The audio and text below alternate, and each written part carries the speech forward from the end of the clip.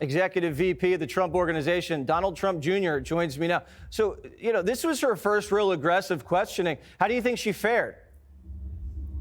I think that was a major failure. And the reality is, Jesse, you don't go on Bret Baier if you're winning. This is an act of desperation from a desperate person.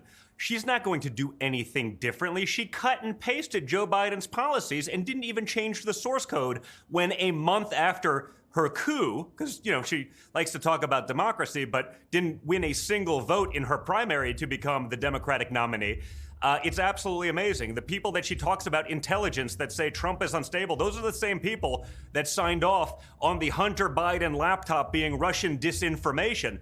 We know that's all a lie. It's an abject disaster for her. She became unhinged. They're pulling her early because she got angry and couldn't answer even basic questions. She didn't just fail with Bret Baier. She failed on The View, Jesse, last week. That's right. Imagine how bad you have to be as a Democrat to go on The View and basically commit political suicide.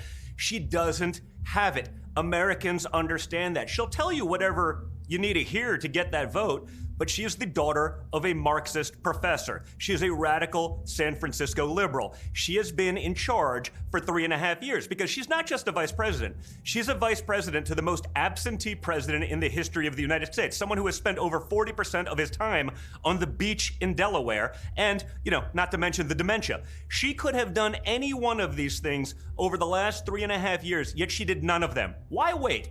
She gonna wait till day one on January 20th? Americans are suffering.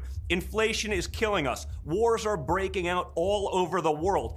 Iran is endorsing her. Vladimir Putin is endorsing her because they understand that a weak America is good for Iran, a weak America is good for China, a weak America is good for Russia. She's not gonna change anything. It's going to be an abject disaster, Jesse. But why can't she just say, I'm going to change? Why can't she just go out there and say, Joe was a mess.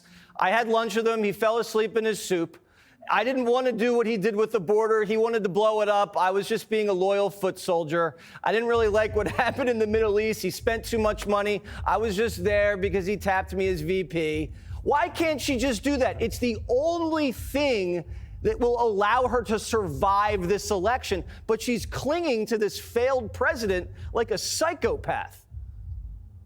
Because she has no choice. Because she's on the record for the last almost 4 years saying that she was the last person in the room. She approved this, she approved that. Joe Biden said the same thing in the interviews over the last 2 weeks. They worked hand in hand. Yeah. She was part of every decision. The problem is every decision has made America weaker. Every decision has made America poorer. Jesse, we went from a time of prosperity to a time of poverty. We went from a time of peace to a time of war. Ask yourself, this is the age-old question. When were you better off? When do you think your kids had a better chance? And apparently, at least 79% of Americans agree. I don't know what's going on with the other 21%, because if I take my kids to McDonald's and Donald Trump Jr. has sticker shock at McDonald's because it's too expensive, that's a problem. Yeah. If I'm upset when I go to McDonald's or the grocery store, what's a hardworking, blue-collar American family making $50,000, $60,000, $70,000 a year? How do they feel? They're getting crushed.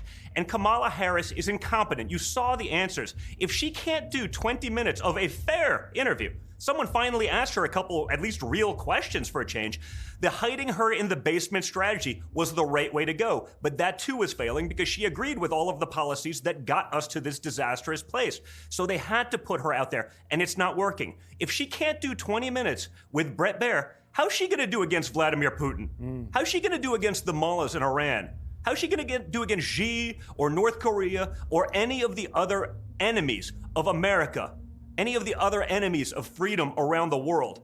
She's going to get steamrolled. This is not a competent person that can handle this. She got unhinged in a very basic interview.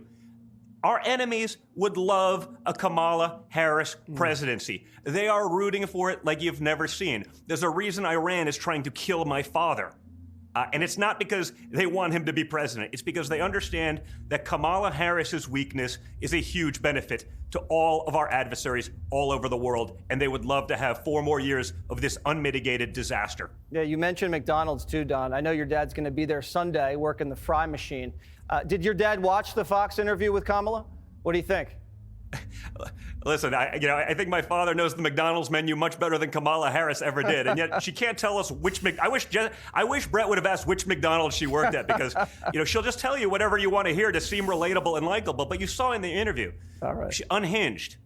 There's nothing calm about it. This is someone who has to make trillion-dollar decisions. This is someone who has to pick up the phone at 3 o'clock in the morning when life and death of Americans abroad could be on the line. This is not someone who has the personality or the demeanor to do that. No, that's been not evident for a long time to anyone like me who's been paying attention, and it should be evident to the rest of Americans once they see that interview. But of course, I'm sure the mainstream media will not show anyone a single clip because that would be the end of their propaganda. Yeah. Oh, I'm just worried about poor Doug. I get it, Jesse. Poor Doug is going to get yelled at tonight. That's who I feel sorry for. I wonder, maybe Doug wakes up with a black eye tomorrow, because that's a story that they're not telling either. So maybe he's the guy that ends up with the black eye for a change. All right. Don Jr., thanks so much. Click here to subscribe to the Fox News YouTube page to catch our hottest interviews and most compelling analysis. You won't get it anywhere else.